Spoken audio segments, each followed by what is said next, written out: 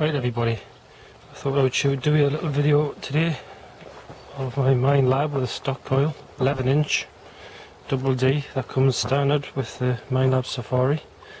I have ordered a D-Tech 13 inch ultimate coil which I'm still waiting for. It should be arriving today sometime, so in the meantime I thought I would do a quick air test with a stock coil, and then when the other one arrives I will change them over and do the test again. This is the setup that I've got. That's me minelab there. You can see stock coil on it. Just an 11 inch double D coil. And there's the metal detector. I've got it on at the minute on maximum sensitivity. Not sure if you can see that. I'll zoom in a bit. It's not easy to see with the screen cover on, but if we just flick the button there, sensitivity. Yeah, maximum 20, and also threshold it's off, and it is on low trash density. I'll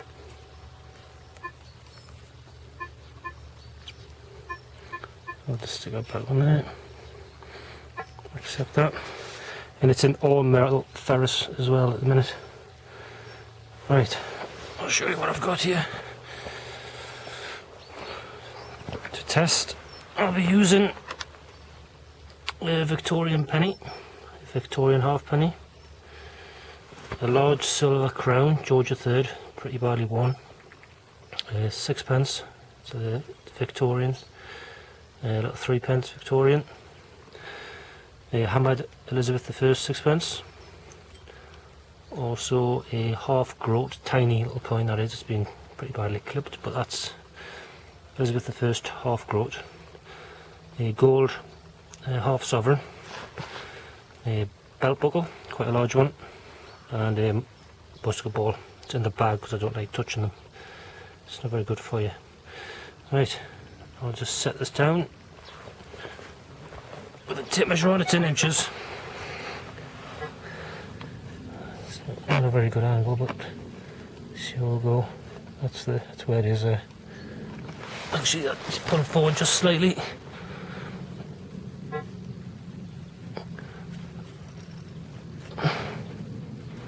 Well, that's about it. I am very happy with this metal detector on pasture. It's pretty deep. I'm pulling hammers out at around 8, just over 8 inches. The reason I'm getting this new ultimate coil is because I know that I'm missing some. I'm getting iffy signals that I'm not digging, and they could be hammers that's just out of reach, so hopefully this new coil is going to cure that, because I've got some good land where I know there's been a lot of activities over the last 500-600 years. So I'll just pull that back to the 12 inch mark there. Right, so that's roughly it. I'll probably start losing them. Right. First off, I'll start with the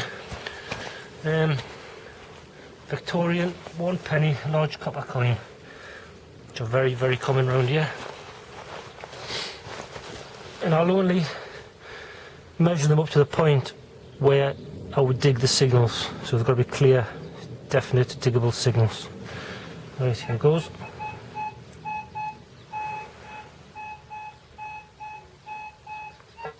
There, just starting to lose it there.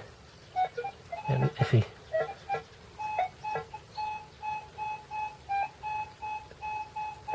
So I would say 10 inches, that's a definite diggable signal, so I'll put that there. That's it. And I have actually dug those pennies out deeper than that, I know I have. So I think minelabs actually do perform better actually in the soil than in their tests, because I have hit those coins easy at 12 inches, and I know I have. That's been they've been deep ploughed in some of the fields. Right, next one I'll do the halfpenny. Same again, this is a Victorian halfpenny. Right.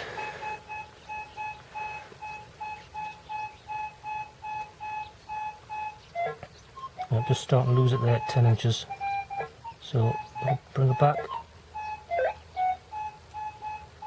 I definitely dig that, and that's at about 9 inches. So I lost an inch there compared to the 1 penny.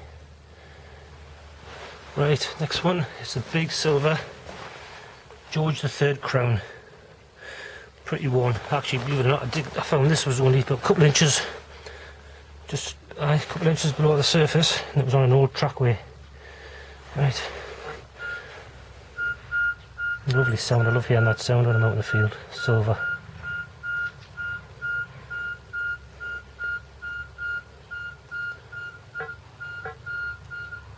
Yeah, 11 inches. That's just starting to lose it there.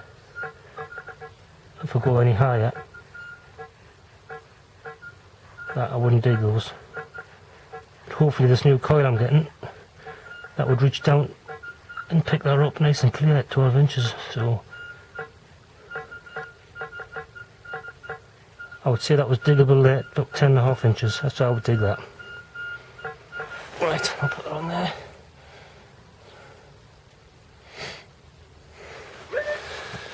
Next up is the sixpence. It's a Victorian sixpence. What's it there? Right. I do find a lot of these.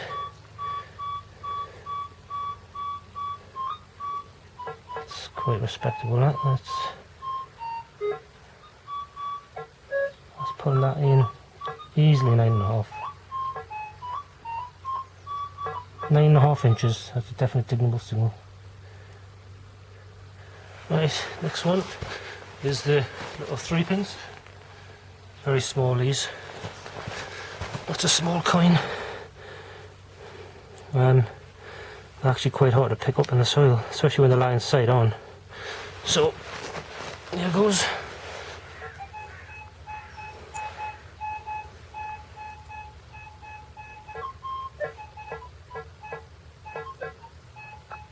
Starting to lose that at 8.5 inches. Diggable. I would dig that at 8 inches there. That signal. Yep, definitely 8 inches. That's a diggable sound. Right, next up we're onto the hammered coins. It's the larger one I've got. That is the Elizabeth I sixpence.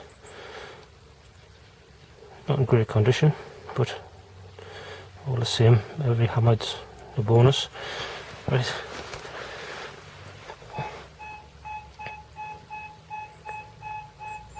That's a lovely sound.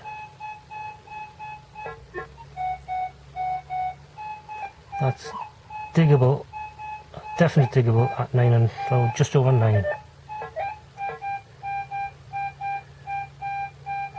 If I bring it past, it starts getting iffy. Because I dig a lot of pasture, and it's always hard going, I never dig the iffy signals, because 9 times out of 10 it'll be a piece of iron or a deep piece of small lead. So I do tend not to dig the iffy signals, and hopefully this new coil is going to stop all that. So that's 9, definitely digging about 9 inches there. So as you can see, all the coins are roughly the same here. Same sort of depth. Next one is a small, very small Elizabeth I half groat. Very, very small coin. Lovely. I do like that coin, but it seems pretty badly worn, but still, it's one of my favourite hammers because of how small it is, and I picked that up at a decent depth. Right. There it goes.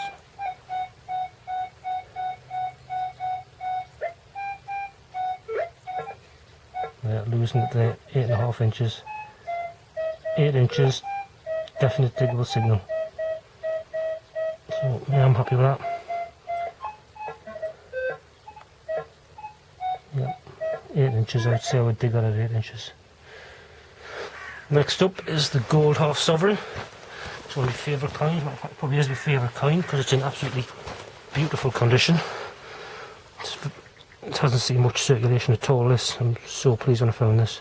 We actually found it in the same place as I found a Victorian half crown, same hole, obviously a pocket spill.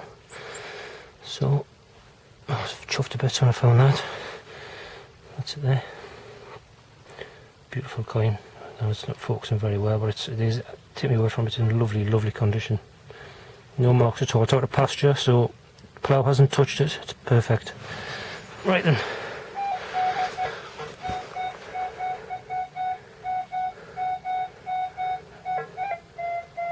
And they're just starting to lose that. It's 8.5. That's it. There, it's gone iffy there, 9 inches.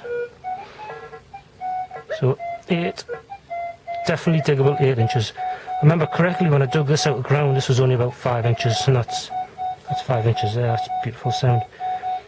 So out it.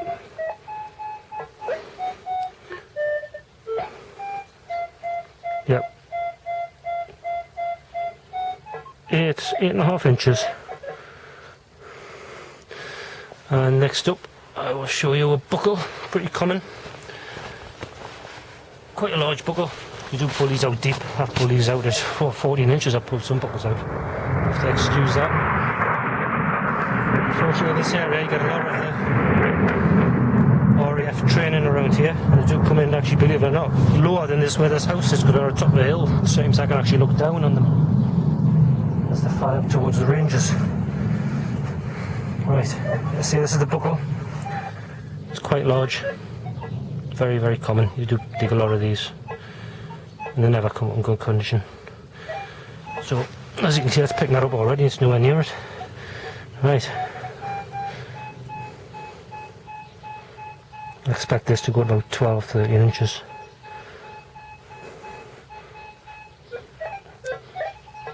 Four, 13.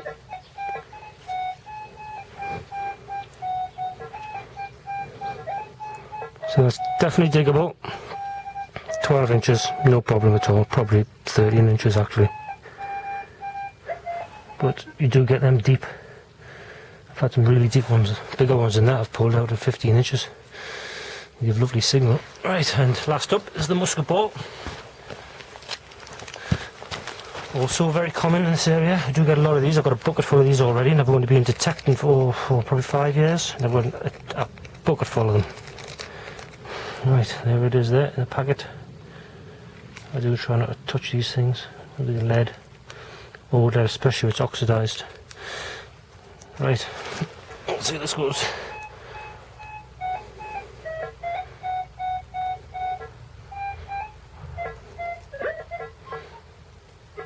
That's losing it there at 9 inches.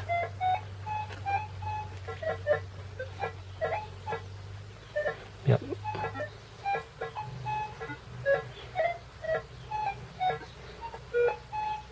Yep, I'll dig that there at 9 inches.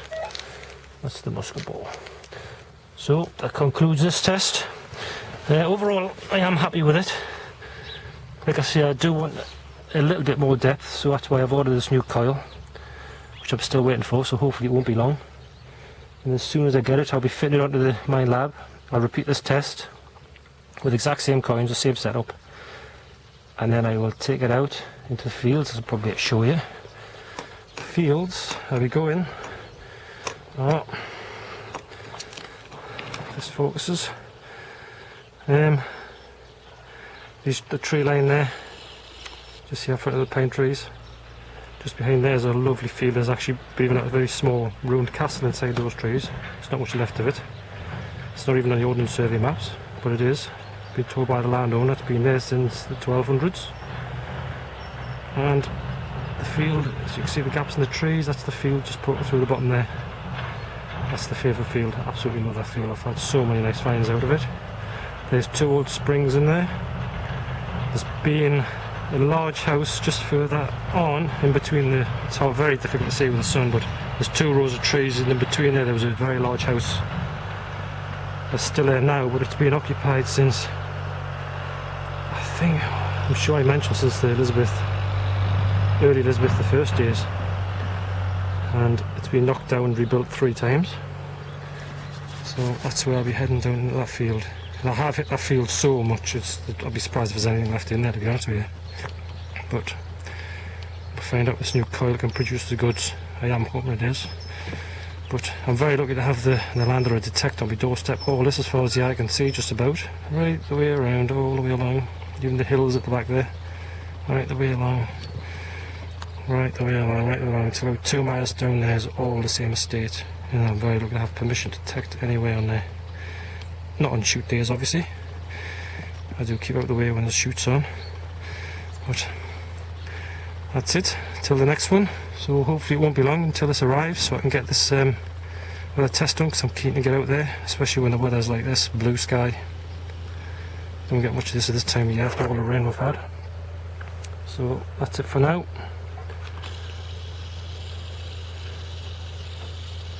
And we'll see you on the next one.